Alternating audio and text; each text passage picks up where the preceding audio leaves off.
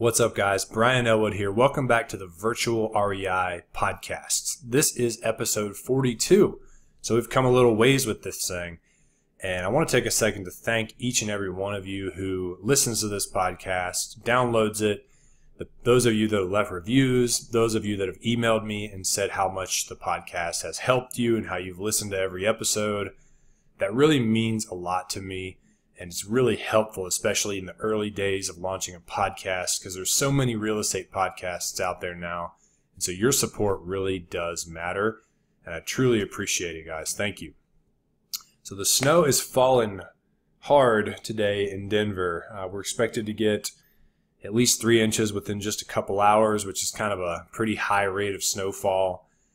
But it's nothing compared to what it was like in the mountains. I was there for a few days over the weekend, and we got, I think there was about 25 total inches, some amazing snowboarding. If you haven't taken a trip out to a town like Breckenridge, where there's a cool little town with bars and restaurants and stores, but also an amazing ski resort, I totally recommend it.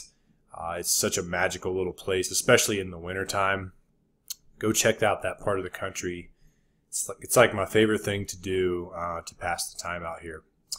So on today's episode, I want to talk about a topic that comes up a lot when I work with students one-on-one. And I want to kind of address this and hope to give you guys some confidence and remove some of your anxiety about making your business successful and making sure that you don't go out of business and go broke and become homeless and all this stuff that probably goes through your head. So when I first started out, I was the exact same way. I had never had more than $1,000 in my bank account at one time. In fact, it was usually less than that.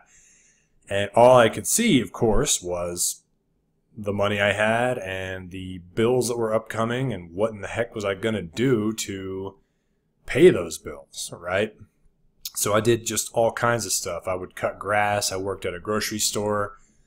I did work for other rehabbers, like painting and building fences and digging holes for, just anything they wanted me to do.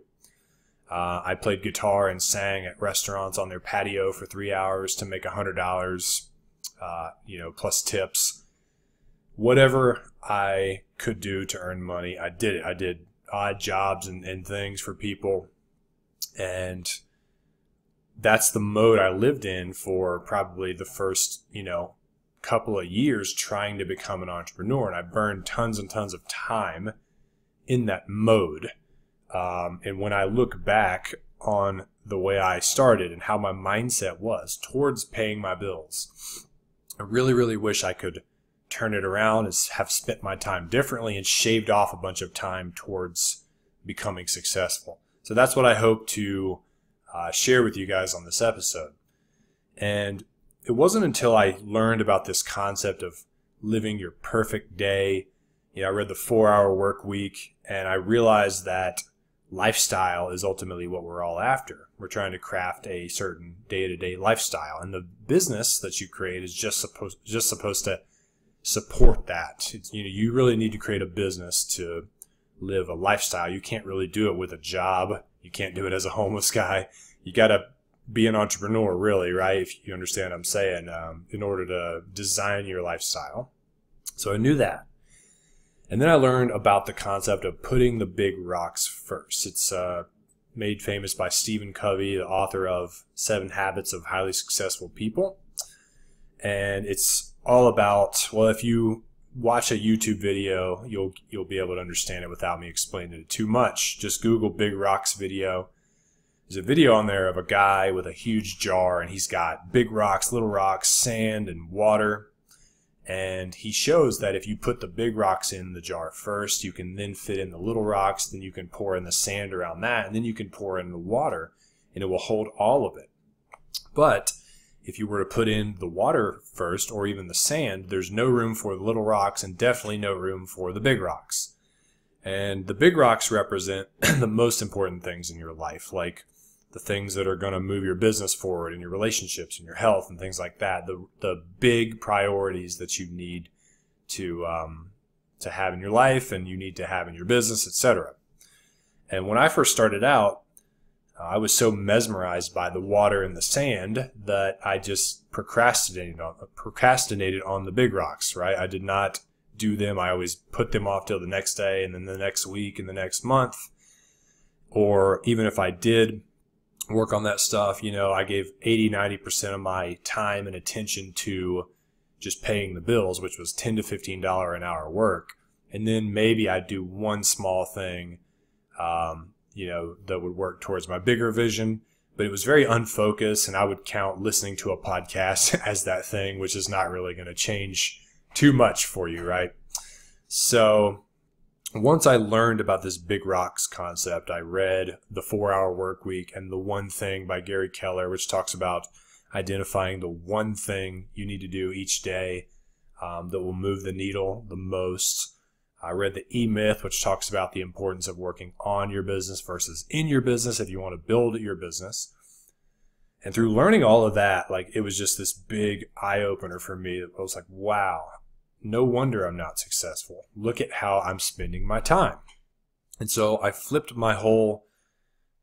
on its head, basically. And I started identifying 1 to 3 things, no more than 3, every day that I was going to do that were going to move me towards my desired lifestyle the fastest. And I noticed something really interesting. For one, I started doing things that really scared me, things I had previously been putting off, because there's more to the story.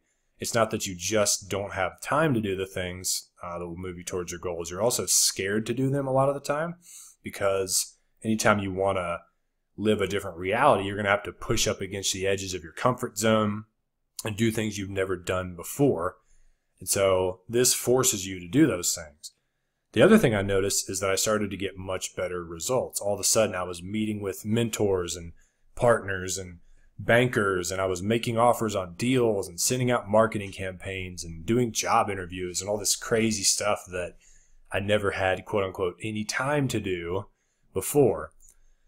And then all of a sudden I had a rental property and we were doing a flip or two, and I was able to abandon the $10 to $15 an hour activities permanently because the business was now paying for my baseline bills, right? And I looked up and I was like, wow, I could go 3, 4, 5 years without working and I would still survive. I wouldn't run out of money because I had a decent rental portfolio at that time with equity in it and stuff like that. And so all of a sudden, when you have that much of a financial runway, as Scott Trench calls it from the book Set for Life, then you don't have to worry about bills so much. If you know that you could sit on the couch for 5 years before you ran out of money, then you don't worry about the upcoming mortgage payment like you used to when you were broke. However, like I said, I went through years of doing it the wrong way to arrive at this point. And I really wish, if I was going to go back and start over from square one with no money and all that, I really wish I would have changed the way I divvied up my resources, my attention, my energy, my focus, right? To where 80% of it at least went towards the big stuff, right? Like, what are the 1 to 3 things that are really going to move the needle? And then only 10 to 20%, I wish I would have put that towards just mindlessly, doing $15 an hour work just to make ends meet. Because that type of stuff is like a hamster running on a wheel. It produces, a minimum level of output. It's never going to get you anywhere long term. The only purpose is to keep the lights on. And so it should not get much of your attention, much of your energy. It might need to take up a bunch of your time if you're working hourly or something like that. But by all means, do everything you can to maximize the time that you're there. Read books and things in your downtime, and try to do your 1 to 3 activities maybe during the time that you're working hourly. Just remember, it's all about priorities. Like, if you're prioritizing a job that only has incremental growth built into it over building a business, which the sky is the limit. You could literally make millions and millions of dollars and live your dreams and retire, within 5 years. And you're crazy because you got to give yourself to the thing with the most potential in life. And don't let paying your bills rob you of all of your energy and your attention. And don't let that stress you out. I want to speak to that for a second because I'm sure if you're someone that's taking the time to listen to a podcast like this, you're not a lazy person. And I know that you would do whatever it took to pay your bills, to pay your mortgage or your rent, to get groceries, utilities. Maybe you have a credit card payment you have to pay or student loans. Maybe you have kids that you've got to pay for and it's even more expensive. But I know for sure that no matter what, you're not going to let yourself or especially your family end up broke and on the streets. You're going to do what it takes to make ends meet, right? You might have to go get a job driving for Uber. I don't know. Whatever you have to do, you're going to do it, right? So your worst case scenario might just mean that you have to get a part-time job or something like that. But it's not the end of the world. As long as you're spending time each day knocking out big objectives, things that scare you, things that move the needle, and they are going to move you towards your bigger goals, then you will eventually succeed. It will work, all right? And you need to give that time to happen. People, you look on social media and there's so much people posting about their success and you just think, wow, like all these other people are just out there crushing it. I'm such a loser. I need to get successful right away, really fast. I don't really subscribe to that. I'm a believer in taking time to get clear on what you want, make sure it's the right path for you and you're going to be happy when you get there. And then taking your time getting there and doing it right, and enjoying each and every moment, enjoying the process, right? So you need to craft a path there that's going to allow that to happen, and you're not going to be super rushed. So you do need to keep your expenses low as much as possible in the beginning and try to find a way to pay your bills as painlessly as possible. Maybe you could start a little side business, where you have other streams of revenue coming in just to cover your bills. I mean, some of you that are listening to this have already done a handful of real estate deals at least.